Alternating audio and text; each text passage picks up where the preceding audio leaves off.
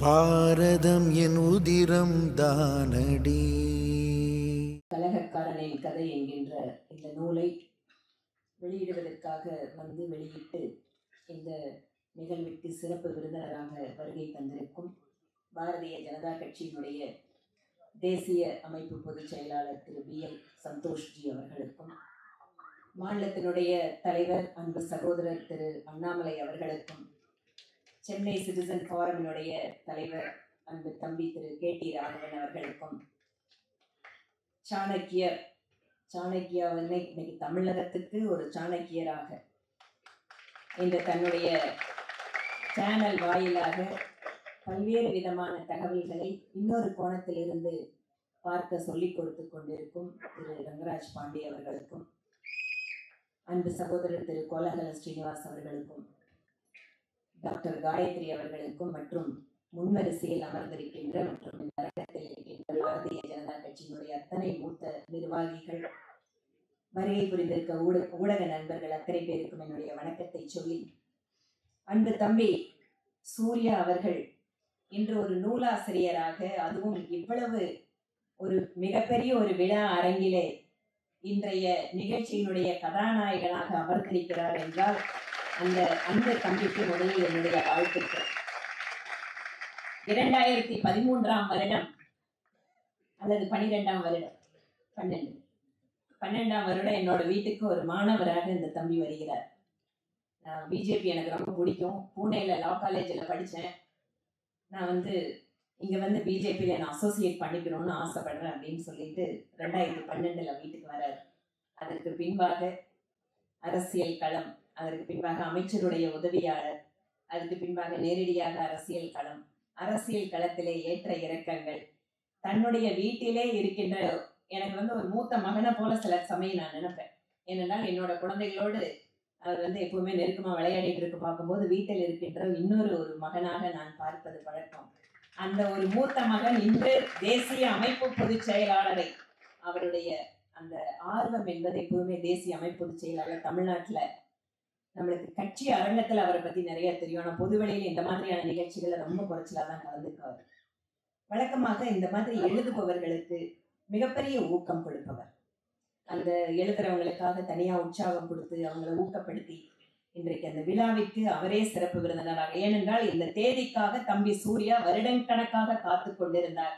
இன்று organisation election நடக்குது நாடு முழுக்க. அந்த நேரத்தில் இதற்காக தேதி கொடுத்து நம்முடைய தேசிய அமைப்பு பொதுச் செயலாளர் வந்திருக்கிறார் என்றால் கட்சியினுடைய நிர்வாகிகளுக்கு, ஊழியர்களுக்கு அவர் கொடுக்கின்ற உத்வேகத்திற்கு ஒரு மிகச்சிறந்த எடுத்துக்காட்டாக நான் பார்க்கிறேன். ஏனென்றால் எனக்கே தனிப்பட்ட முறையில கூட ஹிந்தி தெரியாமல் ஒரு தென்னிந்திய நிர்வாகியை கொண்டு போய் தேசிய தலைவராக உட்கார வச்சோன்னா சில நேரங்கள்ல கூட்டத்துல நான் பேச ஆரம்பிக்கும் போது உதவி சொல்லுவார், ஹிந்தியில பேசுவார். மனசுக்குள்ள கொஞ்சம் கோவமா வேற இருக்கும், என்னடா என்ன ஹிந்தியில திடீர்னு இப்பதான் கத்துட்டு இருக்கிறோம் அப்படின்னு. ஆனா அதனால என்ன ஆச்சுன்னா சிறிது சிறிதாக எனக்கே உரையாற்றுவதற்கு ஒரு தன்னம்பிக்கை வந்துச்சு. அதற்கு பின்பாக நிறைய கூட்டங்கள்ல அவர் சொல்றாங்க இல்லையா, மத்தவங்க சொன்னாங்க, பரவாயில்லையே தமிழ்நாட்டில இருந்து ஒரு ஆள் ஹிந்தி பேச ஆரம்பிச்சுட்டாங்க, ரொம்பலாம் அதிகமா இல்லை கொஞ்சம். ஆனா அந்த அளவுக்கு ஒரு கட்சி எப்படி ஒவ்வொரு ஊழியர்களுக்கும் அவர்களுடைய திறமைகளை வளர்த்துவதற்கான வாய்ப்புகளை கொடுத்து அவர்களை உற்சாகப்படுத்த வேண்டும் என்பதற்கு இந்த விழாவும் ஒரு எடுத்துக்காட்டு. பிஜேபி கட்சி எப்படி சாதாரண காரியகர்த்தர்களுடைய திறமையை கூட அங்கீகாரம் செய்கிறது என்பதற்காக இதை சொல்கிறேன். கலகக்காரனின் கதை வீர சவர்கர் தன்னுடைய வீரத்திற்கும் தியாகத்திற்கும், அதிலும் குறிப்பாக தமிழகத்தில் அதற்கு பொருத்தமே இல்லாமல் பல்வேறு விமர்சனங்களை, தவறான விமர்சனங்களை தாங்கிக் கொண்டிருக்கக்கூடிய ஒரு நபராகவே இன்று வரை அவரை நாம் பார்க்கிறோம். அதை மாற்றுகின்ற விதத்திலே, ஏனென்றால் தமிழகம் அதிகமாக இந்த நாட்டினுடைய விடுதலை போராட்டத்தில் பங்கு பெற்ற ஒரு களம், அதிகமான தியாகிகளை இந்த நாட்டின் விடுதலை போராட்டத்திற்காக கொடுத்த மாநிலம் இந்த தமிழகம். ஆனால் திட்டமிட்ட ரீதியிலே, அரசியல் ரீதியாக தமிழகம் ஒரு தனி அடையாளத்தோடு இருக்கிறது. இது தேசத்தினுடைய மற்ற சிந்தனை போக்கிற்கு மாறுபட்டு நிற்கிறது என்கின்ற பல்வேறு விதமான விஷம பிரச்சாரங்களில் இந்த சாவர்கர் அவர்களுடைய கதையும் ஒன்று, அவருடைய வாழ்க்கை வரலாறு ஒன்று. அதனால் சரியான பார்வையிலே வரலாற்றை உண்மையாக மக்களுக்கு சொல்ல வேண்டும் என்பதற்காக ஒரு சீரிய முயற்சியை அன்பு தம்பி சூர்யா அவர்கள் இன்று எடுத்திருக்கிறார். இந்த நூல் என்பது வீர சாவர்கர் அவருடைய வரலாற்றினை, உண்மையான வரலாற்றினை தமிழக மக்களுக்கு அறிமுகப்படுத்துகின்ற முயற்சி. எத்தனையோ ஆயிரக்கணக்கான நபர்கள் நம்முடைய கண்களுக்கு தெரியாமல், அவர்களுடைய தியாகத்தை பற்றி வெளியே தெரியாமல் எத்தனையோ பேர் இந்த நாட்டுக்காக தங்கள் வாழ்வை அர்ப்பணித்திருக்கிறார்கள். ஆனால் தன்னுடைய வாழ்வை கொடுத்தும் கூட அதை தவறான விதத்தில் ஒரு தலைமுறைக்கெல்லாம் சொல்லிக் கொண்டிருக்கின்ற வேலையை இதற்கு முன்பாக அரசாங்கத்தில் இருந்தவர்களும் செய்து கொண்டுதான் இருந்தார்கள். வீர சாவர்கருடைய உண்மையான வரலாறு என்பதும் அந்த மாபெரும் தியாகியினுடைய அந்த புனிதமான அந்த வாழ்க்கைக்கு அங்கீகாரம் என்பது பாரதிய ஜனதா கட்சி மத்தியிலே ஆட்சிக்கு வந்ததற்கு பின்பாகத்தான் நடைபெற்றது.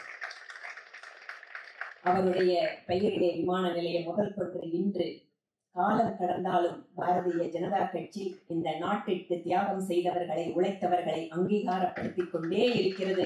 அதற்கு சாவர்கர் ஒரு உதாரணமாக இருக்கிறார். இன்று தமிழகம் ஒரு கடினமான சூழலில் இருக்கிறது. இங்கு திராவிட மாடல் என்கின்ற பெயரிலே நாட்டினுடைய ஒற்றுமைக்கு எதிராகவும், இந்த நாட்டு மக்கள் அனைவரும் ஒன்றாக இருப்பது என்கின்ற இயல்புக்கு மாறாகவும் ஒரு அரசியல் சித்தாந்தத்திற்காக தமிழகத்தினுடைய மக்களுடைய மனதை மாற்றுகின்ற முயற்சியை இறங்குகின்ற இந்த காலகட்டத்தில் வீர சாவர்கருடைய இந்த நூல் என்பது காலத்திற்கு மிக மிக தேவையான ஒன்று.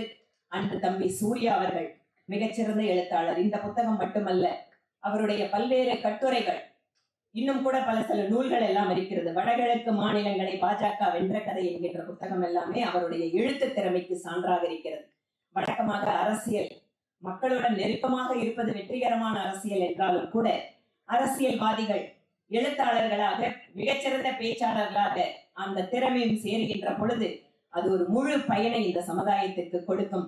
அந்த வகையிலே அன்பு தம்பி சூர்யா அவர்களுடைய வருங்காலத்திற்கும் அவருடைய அரசியல் வெற்றிக்கும் இந்த நேரத்தில் வாழ்த்துக்களை தெரிவித்துக் கொண்டு விடைபெறுகிறேன். நன்றி, வணக்கம். மேலும் இது போன்ற வீடியோக்களை காண தேசியவாத நியூஸ் யூடியூப் சேனலை சப்ஸ்கிரைப் செய்யுங்கள்.